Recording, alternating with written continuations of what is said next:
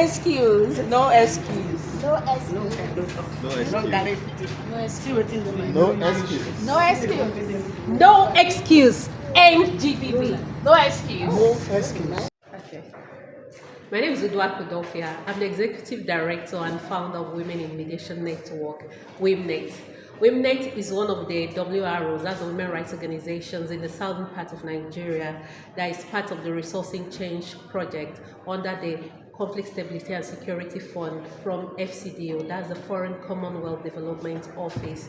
So for today, we're having a peer learning event, and it's so crucial because today also marks the beginning of the 16 days of activism. So all the all the NGOs in the southern part of Nigeria on this project decided to gather here in Enugu to share their experience and their learning curves, such that we'll be able to use it as part of our advocacy tool to amplify our voices and push more for the rights of women and girls. It's crucial because all through the 16 days of activism, we have so many programs lined up, but today is the kickoff event with the peer learning event here holding in Enugu, and we also will be doing a lot of advocacy work both on the social media spaces and in our various states. So it's a crucial event, and we hope that this event will also help practitioners and stakeholders to actually realize that women's rights are human rights. It's a joint peer learning event for 6 WROs who have been supported by Safer World and WILF Nigeria in activities to stem the tide of gender-based violence in their different communities in the southern part of Nigeria. Now, it's really critical at this time because today, 25th November, is the day set aside by the United Nations as International Day for the Elimination of Violence Against Women. So it coincides with what we're doing, and it's symbolic for us. It's a way of amplifying our voices to say that any form of gender-based violence should not be tolerated in our communities at all, in any form or any shape. It has eaten deep into the way we live. It's beyond issues of rape. Gender-based violence is beyond the issues of teenage marriage or forced marriage. It's about creating safe spaces wherever we find ourselves.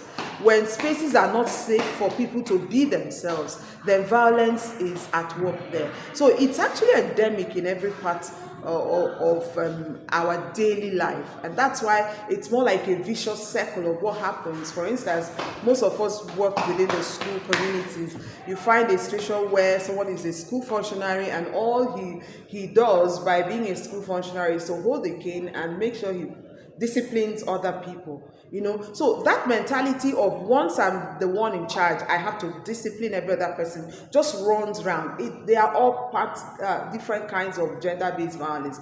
That's why a boss that is male could say, I won't pay you, or if you don't sleep with me, you won't work in this organization. That's why a woman could be told, if you must work here, then for 3 years you should not get pregnant.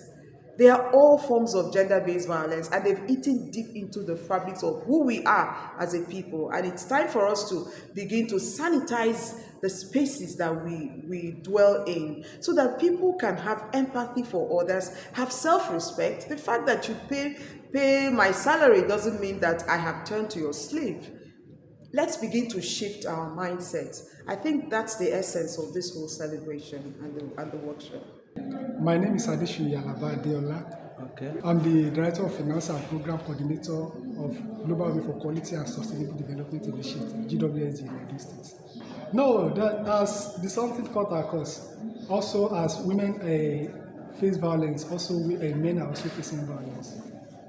Why is so much attention, global attention on women? The reason being that is women are so vulnerable. That's the reason that we pay more attention to women. We also pay attention to men, but more at women because they are so violent and they are so vulnerable. So my name is Kobe Bo. I work with a European Union funded program. It's called the Agents for Citizens Driven Transformation, and it's implemented by the British Council. So essentially I work for British Council. And one of the things we advocate is for young people to participate in politics. And particularly for the female girl child, we find out that many of them are not encouraged to do this at that age. And of course, in adulthood, participation of women in politics I mean, the statistics are embarrassingly low.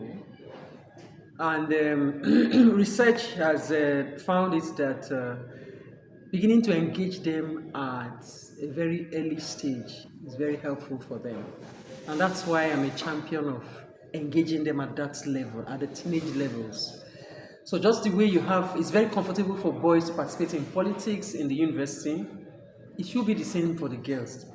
Both sexes have the same opportunities, but you find out that boys gravitate to it easily. It's easier for them, and then that becomes a practice ground for them, so that when they get into adulthood, they really don't have a problem becoming politicians.